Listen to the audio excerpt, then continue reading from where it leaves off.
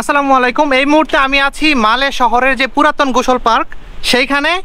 আপনারা যারা বেশি বেশি কোশ্চেন্স করেন যে মালদ্বীপের ভিসা কি বর্তমানে খোলা নাকি কি অবস্থা, আজকে আমি এবং মালদ্বীপের সবচেয়ে জনপ্রিয় ইউটিউবার আমার সাথে আছে রাজীব ভাই। আমরা দুইজন একত্রে আপনাদের এই আনসারগুলো দেওয়ার চেষ্টা করব। এই যে আছে রাজীব ভাই, কি অবস্থা ভাই? ভালো আছি ভাই, কি অবস্থা আপনার কাইম ভাই? এই তো ভাই আছি আলহামদুলিল্লাহ। আজকে আপনাদের জন্য আমি এবং রাজীব ভাই কোলাবরেট করছি যে মালদ্বীপের ভিসাগুলা কি খোলা নাকি, এখন আপনারা আসতে পারবেন নাকি, এটা কতটুকু ট্রাস্টেড। আপনারা অনেকেই চিন্তা করেন অনেক মানুষ আসতেছে, কিভাবে আসতেছে তারা, আমরা কি মিথ্যা কথা বলতেছি নাকি। আমরা দুইটা মানুষ কিন্তু সবসময় রেগুলার ইউটিউবে ভিডিও করি। আপনারা হয়তোবা যদি মালদ্বীপ লিখে সার্চ করেন আমাদের দুইজনকে একজনকে আপনারা দেখবেন, ঠিক আছে? তো আমরা দুইটা মানুষ আপনাদেরকে কখনোই মিথ্যা কথা বলবো না বা বলার চেষ্টাও করবো না, কারণ আমরা সবসময় অথেন্টিক যে নিউজগুলো সেগুলো দেওয়ার চেষ্টা করি।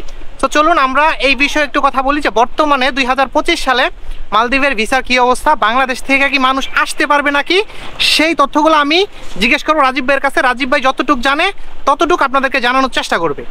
তো রাজীব ভাই, এখন বর্তমানে 2025 সালে কি বাংলাদেশের ভিসা কি উঠতেছে নাকি, যদি আপনি একটু জানাতেন আমাদের। ভাই মানে এখন মানে পরিস্থিতিটা আমাদের বাংলাদেশের মতো প্রায় হয়ে গেছে। যেমন বাংলাদেশে টাকা দিলে কাজ হয়, মানে এই সিচুয়েশন নিয়ে গেছে আমাদের কিছু বাংলাদেশি আর কি, বাংলাদেশি মালদ্বীপিয়ান একসাথে হইয়া মনে করেন যে কিছু কাজ করতেছে আর কি। অনেকে আমরা জানি যে মালদ্বীপের ভিসা বন্ধ, আসলে কিন্তু ভিসা বন্ধ না। আর আপনার যে ভিসাগুলো আমরা যতটুকু জানলাম আর কি আমাদের ফ্রেন্ডের মাধ্যমে, গত 2 দিন যাবত আমি মানে ফোন দিতেছি যে ভাই কি অবস্থা, ভিসার কি অবস্থা। ওনারা বলতেছে যে ভাই আগের মতোই তো ভিসা, তো আগের মতোই উঠতেছে, একটা দুইটা ওঠে। ধরেন হয়তো একটা ভিসার জন্য 4 জন 5 জন মনে করেন যে খাড়াই থাকি আর কি, হয়তো একজনের পাই, মানে টাকা একটু বেশি নেয় আর কি। যেমন আগে মনে করেন যে আরো 2-3 বছর আগে একটা সিস্টেম ছিল, মনে করেন যে আওয়াজ সিস্টেম আর কি। আওয়াজ মানে করেন তাড়াতাড়ি, তো তাড়াতাড়ি করলে মানে তাড়াতাড়ি মানে তো বোঝেনি, মানে টাকাটা দিলে তাড়াতাড়ি হয় আর কি। তো এখনো এরকমই অবস্থা, মনে করেন যে মালদ্বীপিয়ানরা হয়তো মনে করেন যে ভিসা একটু কমই পাচ্ছে, কারণ ওনারা কি জানেন ঘোষ জিনিসটা কি, এই জিনিসটা ওনারা দেয় না। তো এই জন্য ওনাদের কাজগুলো খুবই কম হইতেছে। আর আমরা কিছু বাংলাদেশি ভাই আছেন বা মালদ্বীপিয়ান আছেন, তো সবাই মনে করেন যে একত্রিত হইয়া কিছু টাকা মনে করেন যে এক্সট্রা দিতেছে বা দিতেছে, দিয়া মনে করেন যে কাজগুলা হইতেছে আর কি। আর টাকার পরিমাণ আগের থেকে বেশি নিতেছে, মোটা অঙ্কের টাকা নিতেছে। তো সবার প্রতি একটা রিকোয়েস্ট থাকবো, আপনারা একটু ধৈর্য ধরেন। যদি আগের মতন মালদ্বীপে ভিসা খোলে তাহলে আপনি দেখা গেছে কি 3 লাখ 3.5 লাখ টাকা দিয়ে আসতে পারবেন। আর এখন বর্তমানে চায়নার ভিসা বা বিভিন্ন মনে করেন যে সিটি কর্পোরেশনের ভিসা, তারপর এমটিসিসির ভিসা, এগুলো খুবই কম পরিমাণে হইতেছে। আর মনে করেন যে একটা ভিসা নিতেছে 5 থেকে 6 লক্ষ টাকা। সো আমাদের বাংলাদেশ হাই কমিশনার স্যারও কিন্তু বলে দিছে যে আপনারা বেশি টাকা দিয়ে আইসেন না। তখন দেখেছে দালালরা এক পর্যায়ে দেখেছে ভিসাগুলা মানে কমে ব্যস্ত হইব। তো এই জন্য সবার প্রতি একটা রিকোয়েস্ট থাকবে যে আপনারা কম টাকার ভিতরে আসেন, আর আপনারা একটু ধৈর্য ধরেন। মালদ্বীপে যদি আগের মতন করে ভিসা খুলে দেওয়া হয় তাহলে আপনি আসেন, বা আপনার আত্মীয় স্বজন দিয়া কেউ ফ্রি ভিসা আসবেন না। যেমন আপনার আত্মীয় স্বজন আছে, আঙ্কেল আছে, ভাই আছে, চাচাতো ভাই, জ্যাঠাতো ভাই, তাদেরকে দিয়ে আসেন, তাইলে কি প্রতারণার ফাঁদে পড়তেন না আর কি। আর না হয় যদি আপনি বন্ধু বান্ধব দিয়ে আসেন, অনেক বন্ধু বান্ধব আছে যে টাকা পয়সা আপনার নিব, নিয়ে এসে আপনার ঘুরাইবো। আপনি কাছ থেকে যদি 1 লক্ষ টাকা যদি পাসপোর্টের সাথে নেয়, আপনার যদি 1 বছর ঘুরাইতে পারে, তো ওনার একটা প্রফিট হইব। সো তো আপনারা এই ভুলটা করেন না। যারা মালদ্বীপে আসতে চান একটু ধৈর্য ধরে আসেন, আর ফ্রি ভিসা আসেন না, চেষ্টা করবেন যে কোম্পানির নামে একটা আসার জন্য আর কি। তো কাইম ভাইয়ের ভিডিওগুলো সবাই লাইক করেন। আমার একটা ইউটিউব চ্যানেল আছে, আমি কমেন্ট করবো এই ভিডিওর নিচে, তাহলে বুঝবেন যে আমার একটা ইউটিউব চ্যানেল আছে। তো আমরা দুইজনের মানে একটু সাপোর্ট করেন এই আর কি।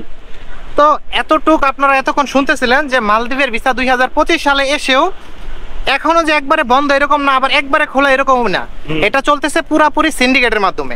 মালদ্বীপের যারা আছে আনতে চাইতেছে, তারা আপনার কোনো রকম এক্সট্রা টাকা দিয়া বাংলাদেশ থেকে ভিসা দিতে চাচ্ছে না। তবে এক্সট্রা টাকাগুলা এখানে যেমন বাংলাদেশ এজেন্সি বা দালাল আপনারা যেটাই বলেন, তারা সেই 1 লক্ষ 1.5 লক্ষ টাকা এক্সট্রা ওভার প্রাইস নেওয়ার কারণে তারা ভিসাগুলো পাচ্ছে।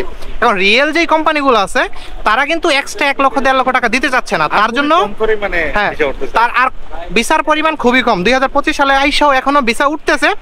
আমি কয়েকটা ভিসা যতগুলো চেক করছি, আমি চেক করেই বলতেছি। আর নয়তো যে রাজীব ভাইরে নিয়ে এরকম একটা ট্রাস্টেড মানুষকে নিয়ে আমি ভিসার ব্যাপারে কোনো কথা বলতাম না, ঠিক আছে? আপনারা ফেসবুকে, ইউটিউবে যেইখানেই চার্জ দেন আমাদের দুইজনকে দেখতে পারবেন। Rajib Ahmed chef YouTube channel আপনারা চার্জ দিতে পারেন। আমি অবশ্যই কমেন্ট বক্সে রাজীব ভাই ইউটিউব চ্যানেলের লিঙ্ক দিয়ে দিব, আপনারা রাজীব ভাইয়ের ভিডিওগুলো দেখতে পারেন। এবং আমার ভিডিওগুলো যদি ভালো লাগে অবশ্যই লাইক কমেন্ট করবেন।